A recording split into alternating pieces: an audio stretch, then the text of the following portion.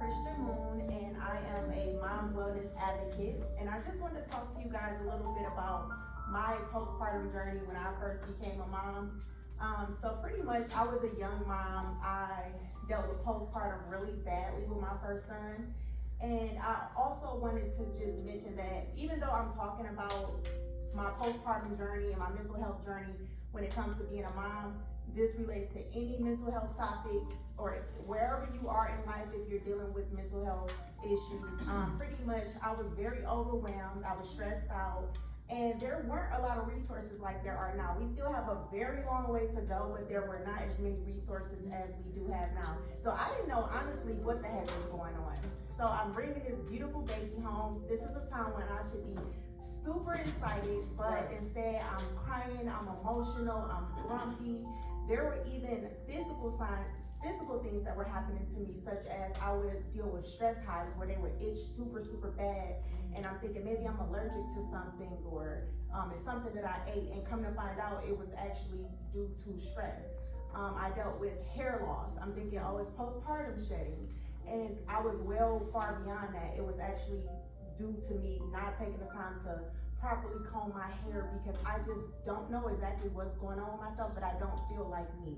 And it took a long time for me to figure out, even at that time, I didn't know that it was actually postpartum. I just knew something wasn't right.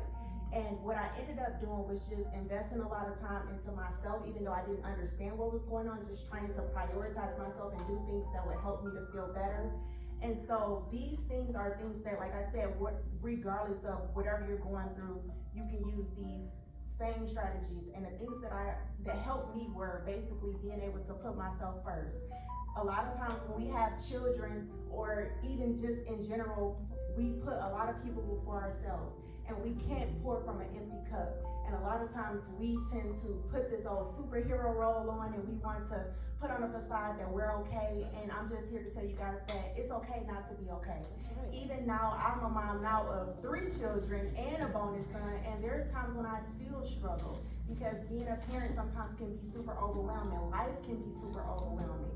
And just being able to tell your support system, rely on your support system. There are so many people that may want to help you, but they don't know to help you because you're putting on this thing of, hey, I got it all together.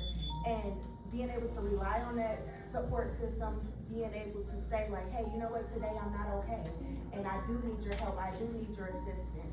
And then also, I would also say just being able to set firm boundaries, because a lot of times I wasn't taking the proper time for myself because I was doing everything for everyone else. Someone called me, hey Christian, I need you to do this. Hey Christian, can you take me here? Can you take me there? There were times when I literally worked 60 hours a week, and I'm taking care of my son full time, and my one off day, which will be Sunday, my whole phone is blowing up, my brothers, my sisters, hey, I need you to take me to the mall, and I need you to do this, I need you to do that. And I didn't have enough time just to rest and just to be. I literally was just talking to her about, I'm super excited this weekend that besides this event, the rest of the day and tomorrow, I don't have anything on my plate. And I'm like totally fine with that. I'm totally fine with that. I'm so looking forward to that. But there was times when I felt like I couldn't say no because I would get resentment, I would get pushback.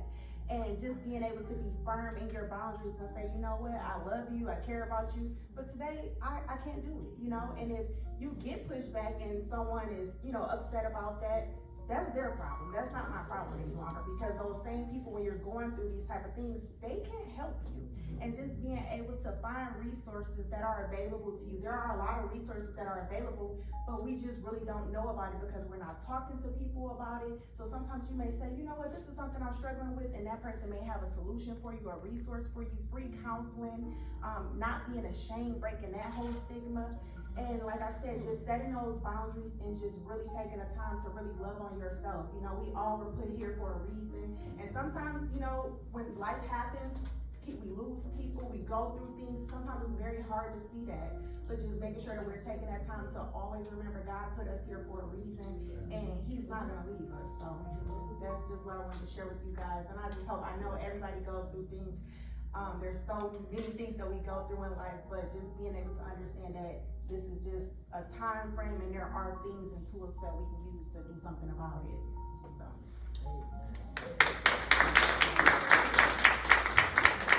Let's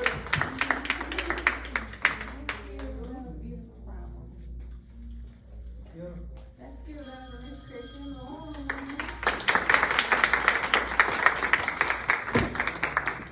She did awesome. Yes, she did. Yeah. Well, now we have our second presenter, Miss Alicia Keys. Let's clap it up for her also.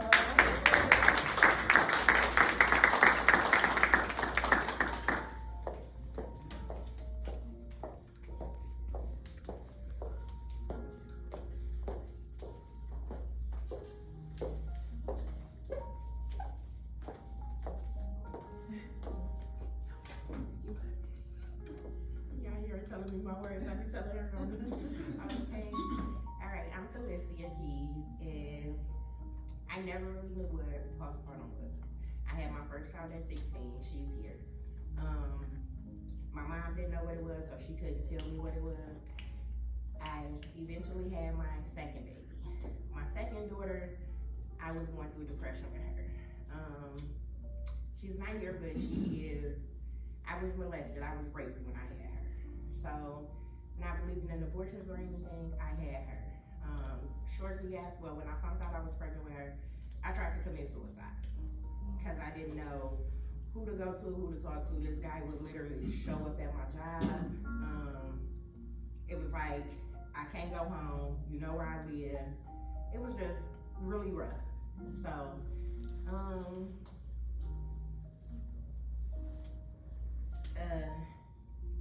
going through all of that, I still didn't have nobody to talk to.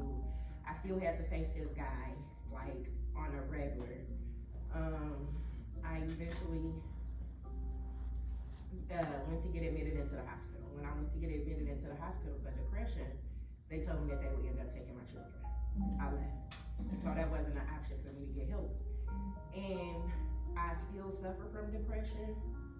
Just running across her page is really what made me realize that, hey, I have to do something. I have to start talking to somebody, and I have to change my ways and open up. So again, and she the one who got me. I wanted to tell, that's just briefly a part of it, because I've been, you know, from my mother's boyfriend, my mom pulling a gun on me, you know, going to talk to her about it.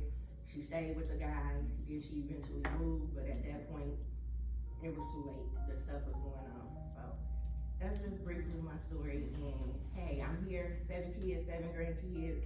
Once you figure out the help that you need, you can overcome it. Thank you.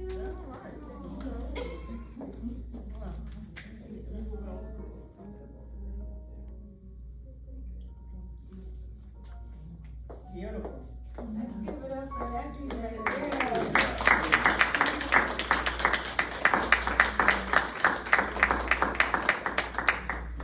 And last but not least, Auntie Linda.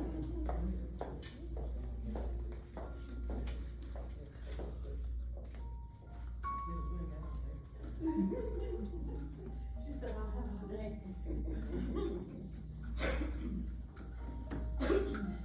Hello, everyone. Hello. I am Linda. I'm living to live. And I had my first daughter. She would be 40 if she was living. So I didn't know nothing about postpartum, and I was 20. But after she got here, I know I told, some of you may have heard about my drug addiction if you was on Tia's Live before. I can't tell you why I did it, but I did it. And I'm gonna digest from that. If you want to hear about it, you can tell me, because you can talk to me. But I want to just tell you this. Whatever you're going through, it's a way out. It's a great escape. And that's through God. I just want to say that. I can't leave him out. I just can't leave him out, because that's why I'm here. But I suffered a lot due to me. Nobody made me do anything. It was because of me. I got on drugs because a gun was not put to my head. I done it because of me. So a lot of things I hurt myself. And I had my daughter, her name is Netta, and she had, she was bipolar and schizophrenia. And just to say some things I went through with her, And they didn't talk about mental illness back then. They just gave those kids Celexa and Risperdal and sent them home. Or we took her to the crisis center at the hospital and they held her for 72 hours. So it was really nothing. At first I was ashamed, and she tried to kill herself a couple of times. She left work and I went to her job and they said she was on Greenfield. She was in the middle of Greenfield. She just wanted a car to run over. But I just want to tell you about me. I was married for 29 years, would have been this year. And all of it was not bad. But what happened, I got used to and adjusted to how he was treating me. And I didn't say anything because my family, I'm not saying we're a perfect family, but it was so good. And that seemed like I was the one that caused all the havoc and everybody was always praying for us. So I didn't say anything. I didn't want my parents to be ashamed, or my aunt and my uncle. My cousins are back there. And so I didn't say anything. And at first I didn't feel it was abuse. I thought it was really love. Because afterwards he loved on me. And I kept new cars and clothes and furniture. He was a very good provider. And I suffered a lot and I didn't say anything to no one because I was embarrassed. And just to speed it up, how I ended up getting help is when I was at University of Phoenix and he came up to the school looking for me. It was on off Evergreen. And he was in the hall saying my name and saying, I'm gonna kill you. I'm gonna kill you, so-and-so. So what happened, some of the professors heard, and I didn't know you can get a spell from college. But I was let go. I think I sat out like 2 years. And no, I didn't leave him. I went back. Because I had my second daughter, it was her father. And I just thought, mothers and fathers are supposed to raise their kids together. So I went back and things just began to happen. It got worse. And I began to talk to my pastor. And I didn't think it was depression.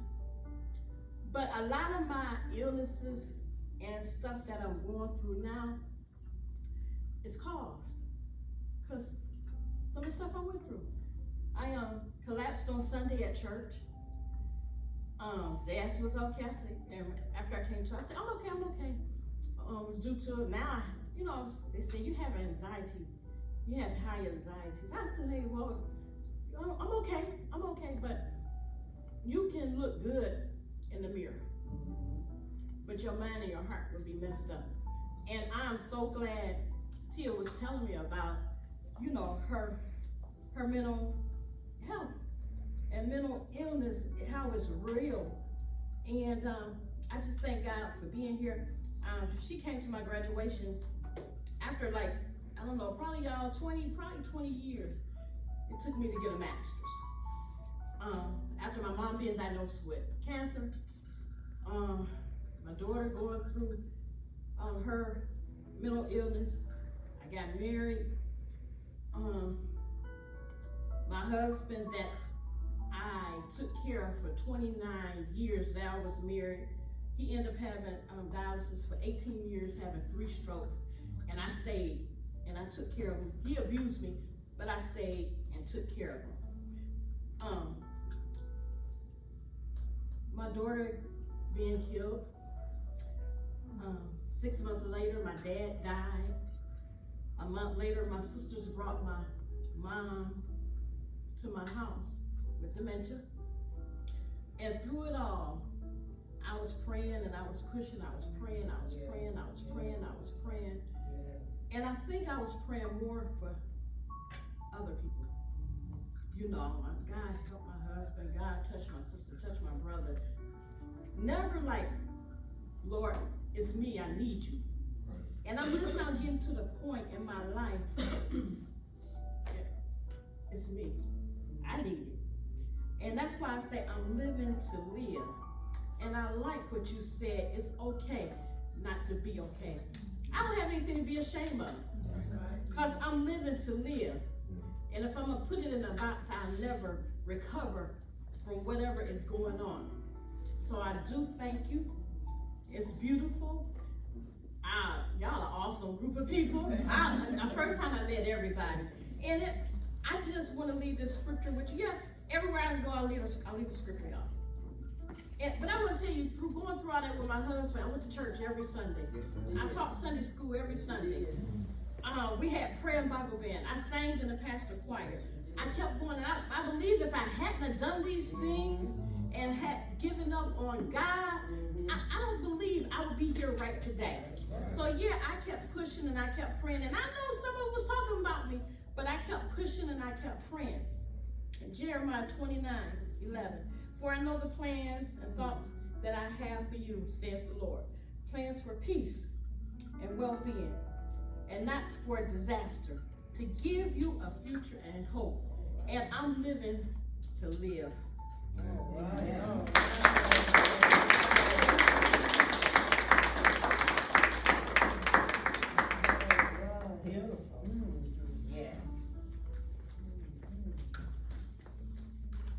And she got some nice shoes on too.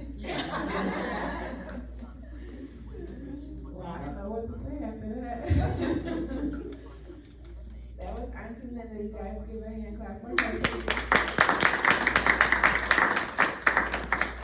I said I wasn't gonna cry because I put my lashes back on this morning. So, I just want to thank every lady, every woman that came forth and spoke their story, their testimony, their peace, their mental health journey, the journey that they're still continuing on today. I want to thank you. And I also want to just read the cards that you guys have on the table. So, I had these made, and I hope that you take them with you as a souvenir today, also with the bags on the back table.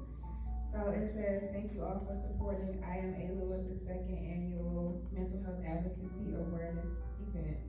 Mental health is a journey, and we're all traveling the same path. Let's continue to break the stigmatism. So, literally, this is a journey.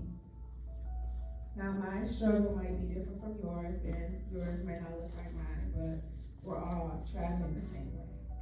And I just want to say that it hasn't been easy, and when I go live twice a week now, I know you guys may think that, I look cute and all dialed up with my little filter sometimes because I be the one, but it's okay. I have my days. Like Thursday, when I went live with our men's group, I literally had a moment. And I had a moment on live with these men. So it was a lot for me. Getting ready for the event was stressful. I don't regret anything, but it was just stressful. Living everyday life, still being a mom. This is my daughter right here that's recording. Her name's Erin, she's 12.